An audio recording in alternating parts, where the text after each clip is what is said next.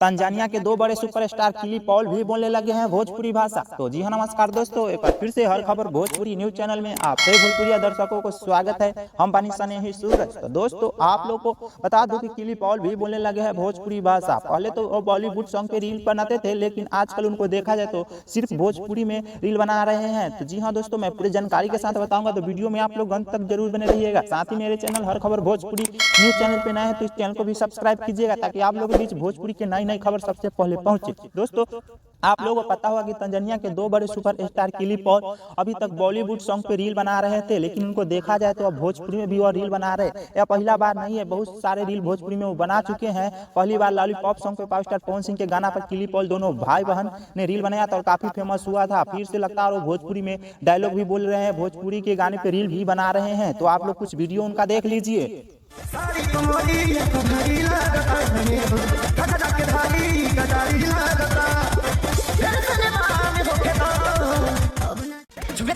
दिखो ना पटौनी की चदरा बिछा दे वाला मुझे वाला भी बता दे मनी वाला हमारा चलो बता दे होती पता नहीं बोलो मैं से हम के भाग क्या गलबा हो देखिए गुलाब का खिले लागल बा नदिया में खटिया तो हिले लागल बा मजा मिले लागल बा किसी ने नकारा नहीं है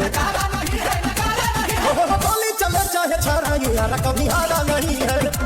तो दोस्तों, आप लोग भी पता लगा ही लिए होंगे कि भोजपुरी का क्रेज पूरा दुनिया में है। भोजपुरी भाषा के बोलवाला पूरा दुनिया में ही है। कुछ लोगों का आज भी कहना है कि भोजपुरी अश्लील है, लेकिन अश्लील नहीं, हर भाषा में सलील और अश्लील होता है। तो दोस्तों, कुछ भाइयों की अभी कमेंट था कि भैया किली पॉल दोनों पति पत्नी है। तो मैं उनको बता दूं कि किली पॉल दोनों पति पत्नी नहीं है, यह दोनों तंजानिया के बड़े सुपरस्टार है और यह दोनों भाई बहन है। जी हाँ दोस्तों, आप लोग सही सुने, यह दोनों भाई बहन है। तो दोस्तों, आप लोग यह वीडियो अगर अच्छा लगा होगा, अगर अच्छा लगा तो वीडियो को लाइक कीजिए, वीडियो में कमेंट कीजिए और हमारे चैनल हर खबर भोजपुरी न्यूज चैनल पे नया है तो इस चैनल को भी सब्सक्राइब कीजिए, ताकि आप लोगों के बीच भोजपुरी के नई नई खबर सबसे पहले पहुंचे। तो मैं मिलता हूं किसी नए वीडियो में, तब तक के लिए दीजिए इजाजत। धन्यवाद।